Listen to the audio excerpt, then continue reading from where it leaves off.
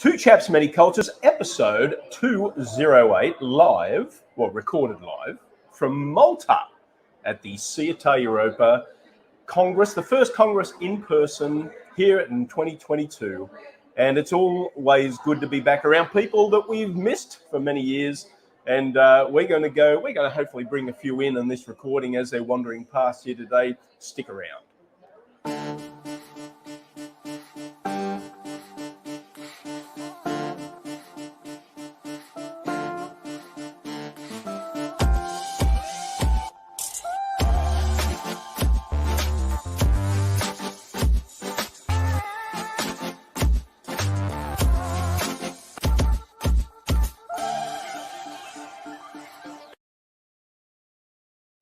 How are you, mate? It's good to be back. I'm fantastic. I mean, I'm in the middle of the Mediterranean Sea. How could I not be good? Welcome to Malta. Welcome from Malta. Welcome from Malta. And it is probably the first. Have we ever recorded an episode actually in person together? I don't know whether we have. We did ours from... May have, but I forgot. It must have been such a horrible experience I forgot about it. Absolutely. Well, here we are. We're in Malta, 2022, the SIETAR Europa Congress. And it's just great. As I said, just great to have people back in person, being able to just see people, physically, get to hug people, get to shake hands with the friends and the colleagues that we know and we do this work with around the world. And a terrible place, really, Malta, isn't it? I don't know how we're putting up with this. Yeah, we have to rough it for a few days. It's all right. It's all right. The sacrifices we commit to just to make this happen. Absolutely.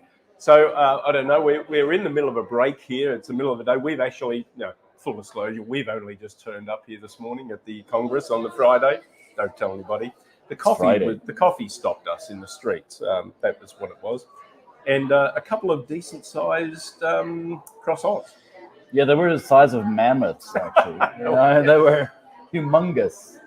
More Nutella than any man should ever eat in one sitting. That's questionable. Who should be the judge? No, absolutely. So this is actually the second day of the Congress, and yesterday we kind of went to a few sessions, obviously, again, with people that we know and trust and learn from in this great intercultural world. We've got people from all over the world here. There's many people. Of course, it is a European Congress, but there's many visitors from... Yeah, from everywhere. We had lots of North Americans, which we were obviously trying to get away from, but they followed us here. They followed us. Yeah. We have friends here from Africa. We have friends here from Asia. We have friends here from South America. It is fantastic. Yeah, absolutely. So let's see if we can grab somebody on the way back. Everybody's kind of hanging out here. Do you want me to go for a bit of a walk while you entertain the people? Bring him in. Bring him in. So, what is SIETAR Europa Conference? Some of you who are not in the field may wonder, what is this acronym? What is all this? What are you guys doing? SIETAR stands for Society for Intercultural Education, Training, and Research. So this is the body, the association of people like Brett and myself who work in the intercultural field, who are trying to not only gather and party with one another and have a fun time with one another. This is to further our education, to continue our education in the field, to exchange peer best practices, to gather new insights, new research, because the R in SIETAR Cameras there, man. Yeah, okay. Cameras are... See, I'm not from television, apparently, but don't tell anyone. But we have a guest. We have a guest. Brett, who did you bring? The most important person at SIETAR Europa right now. We have Carla. How are you? The president of SIETAR Europa. Yes. Thank you for having me here. Well, no. What do you mean? We're at your guest. We're your guest here. We're your guest. So first, we're just doing a little bit of a recorded interview. No, I've got it here. Recorded interview. And Tamara's just sat across. Of course, all the big wigs move in when they see the interview camera going on. But Carla, thank you for having us at this wonderful Congress. You've got it. Isn't it fun to have people back in person? Oh yes, it's so much fun. It's so good to just meet people in person, see more than just their faces and actually get to hug people and have long conversations that you can't have over the camera after a long session. So it's wonderful to do all the chit chat that you do behind the cameras. Yeah, that's great. And we were just saying that we did give up the fact that we've only just arrived here this morning because the coffee and the donut and the croissants stopped us in the streets. But it's good to be here. It's beautiful in here in Malta. And again, how many people have you got here at this Congress we in have person? around 220 people. Great. More or less. And then we have around 70 people online. Yeah. So we're almost 300 people connected to the SIETAR Europa Congress in diverse ways. That's wonderful. Nice. Yeah, that's Very great. nice. And as usual, the program is really robust. Lots of great learning, lots of great people here, our colleagues and our friends that come and share all of the great knowledge that we get to interact with each other. Yeah, so and this time, first than ever, we had a lot of hybrid sessions. Yeah. Not only because the in-person presentation was being recorded and live streamed, but also we had a lot of online presenters that were able to present here with their in-person co-presenters and just have all the presentations full with everyone participating, with online people getting engaged. So I feel it's being very enriching to everyone. I do want to give you great compliments for pulling that off, because we've learned over the course of the last 2 years how to do hybrid work in smaller scales, but the way you're producing this here with the means available to you and with the level of technology that we have right now, this is excellent. The way you're pulling in people from the Zoom space or from wherever they're connecting into the in-person event, it does feel natural. It does not feel like it's a construct that is helping us overcome an obstacle. It feels now that this has become part of us, and the last 2 years taught us how to do it, and you're showcasing how it's done at that scale. So big kudos to you. I'm even surprised how flexible we have been able to be with all the presenters that last minute couldn't make it, wanted to do it online. I thought this was going to be much more stressful and a mess, but it's actually working out pretty well. Yeah, it's fantastic. Nice. Yeah, I participated in a couple of sessions yesterday. It was seamless. So I agree. Yeah, and we love a bit of technology. There's no doubt about that. So he does. I just sit here. I don't know what I'm doing here. It's all that's fantastic. So there's lots more to go, of course, in the Congress. So when do we finish up here? Of course, it's Friday now. We're in the middle of it, right? We're in the middle. We have our big parties tonight, both virtual and in person. Yeah. And then tomorrow we'll have the last day with our wonderful closing session and the rethinking of the film festival. Ah, yes, yes. So when this closes off, when we're done here, when you know that all the items that were on your run of show list are ticked off, what do you want to be able to say after this is done and finished? What do you want to feel like? What do you want to have accomplished? Well, I want to feel that we organize a very successful hybrid event for the first time, which has been complicated, but it's getting their way. And I'm definitely going to be very happy to hear feedback like this from all the attendees and also the online attendees, because we can't forget about them. Right. And I just hope that everyone keeps enjoying it, because the recordings are going to be out for 1 year. So this is a long event, not just this week, but it's going to stay with us for a long time. Yeah. Very nice. Can people register and get the recordings even after the Congress? Is that a possibility, or is that? I think they can still register online at this point for the recordings. For the recordings and some of the sessions that are still going on. We'll need to see when exactly we close the registration. Okay. Nice, fantastic. Congratulations, great event. Thank you for coming. I'm glad we were just saying, well, just random people walking by, and of course, wonderful, really random. The important person walks by. As well. Fantastic. Well, great. Thank you very much. Thank you very much for having me here. Have a good day. Get back to work, Carla. Go back to work. Go back to work. Let's get some done. Thank you very much. Thanks, Carla. And as we mentioned, we do have somebody sitting over here in the green room. Well, a previous guest of Two Chaps Many Cultures, by the way. Tamara Thorpe, fresh off a Michelin You can sit in the middle. Oh yeah, we need to talk about this. Fresh So, off a Michelin welcome meal, to the I show imagine. tomorrow. I'm glad to be here. Welcome back. I thought for a moment someone else might have a chance at winning the video contest, Oh, but clearly, we're on the fast track. We are on the fast clearly track. no one stands a chance against you two Oh, with yeah. producing a video that fully represents what's happening at the Congress. So well done for continuing to set the Thanks. bar very, very high. There you go. So here's my real question though. Yes. I mean, intercultural, all nice and fine and dandy, but we saw you and your husband go to a Michelin star restaurant tonight. Yeah. So Yeah. tell our friends online, what did they miss?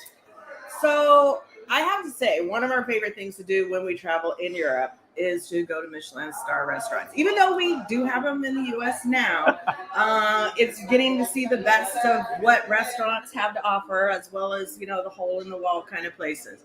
But last night, you get the impeccable service, fresh local ingredients. I had a fish I never had before, and don't ask me the name of it because she said the name and I was like, what is that? But it's a local white fish. It was delicious, meaty, wonderful courses. We had a local Maltese wine, Nice. one of the higher end local wines. So that was fabulous. So you get to have sort of the best of the local ingredients. Nice. So it was wonderful. Yeah. Wonderful. Loved it. So we should all go? Should all go? You sure go? In an American accent, it's called undergrain, but my guess is a Maltese that sounds a little different because I'm pretty sure it means underground. You go, a guy really nice takes a special card, puts you in a special elevator. You go down. Oh, you go down on an elevator. Yes. Oh my goodness, And that it has sounds a cellar fantastic. vibe, and then the decor is like an old tailor shop. And when I asked the waiter about it, he said Merchant Street that it sits on used to have a lot of tailor shops, so they wanted to bring the old vibe. And he said, and there's also sort of similarities between a tailor and a chef. They take raw materials and turn it into something beautiful of their own making. Even in the menu, Nice cuts, as you see. I know, and even in the menu, like in a journal, it has a little piece of fabric to tell you what page. In the wine menu, it had a little tab, but it was a measuring tape. Nice. There you go. Finishing It's the little touches. It's the small touches. That is the smallest fantastic. pieces. So was the wine well hemmed? Is that a phrase? Can you even say that? It is now.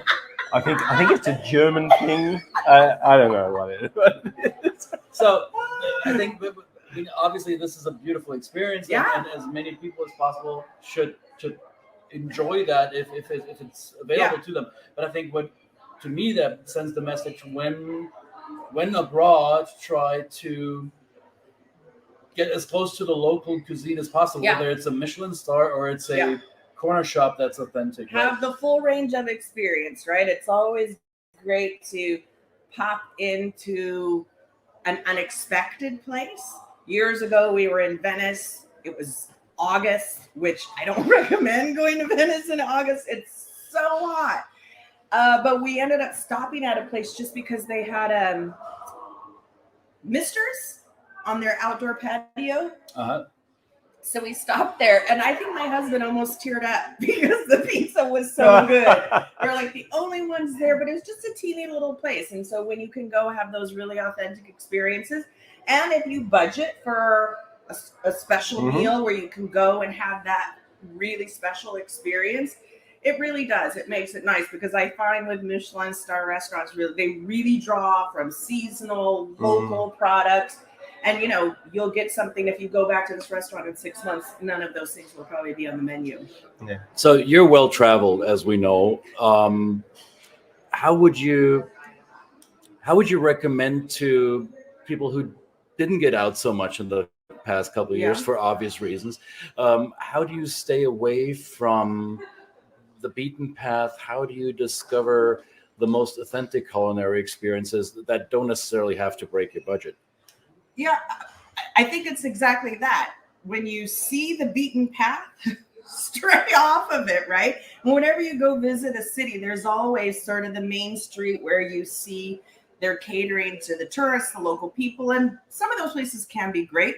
But often, if you just turn down a side street, right, that's where you can find a great place. Also, trust your Airbnb host, your hotel concierge, your Uber driver, taxi driver. Yeah. There are times where years ago, the same Venice trip, our hotel guy told us to go to this restaurant. And we get to this restaurant, we are the only people there. And we're thinking, this is a scam, right? Like, this is his friend. They've got a setup. He sends everybody. And I'm telling my husband and I still talk about that steak. There you go. Yeah. We still talk about it. Yeah, yeah. Best steak we've ever had. So you do. You just have to sort of trust the people who are around you. Always ask. We always ask the taxi driver, whatever car service driver, you know, where should we go eat? Your Airbnb host. Our Airbnb host sent us to a wonderful restaurant the other night where we had some of the local rabbit, which is what everybody here should have, but we got it in a unique form that's offered differently than what you see on the main drag, where they all kind of have a rabbit stew. There, I went and had a rabbit liver bruschetta. Amazing. Nice. Where are you going to get that? Fascinating. Our Airbnb host said, if you want coffee, go around the corner to that guy. Tell him I sent you. So today was the second time we go there. I didn't even say hello yet when he says, same thing as yesterday.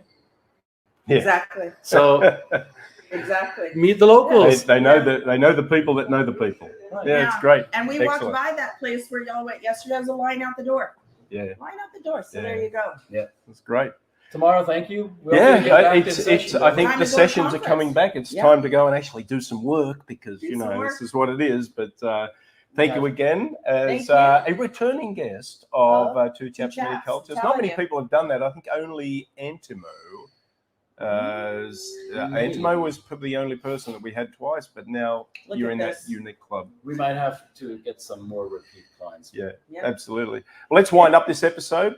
You're going to hit the end of the. You're going to do the. I do have to do the technology. You have the Okay, technology. Thank you, everybody. We're going to be back. We're going to be doing this. We're recording these things during the day. This is not live, obviously. This one's not live, but we're going to record this and put it out later today. Thank you very much. Thank you, Tamara. And Thanks, Tamara. See you later. See you later.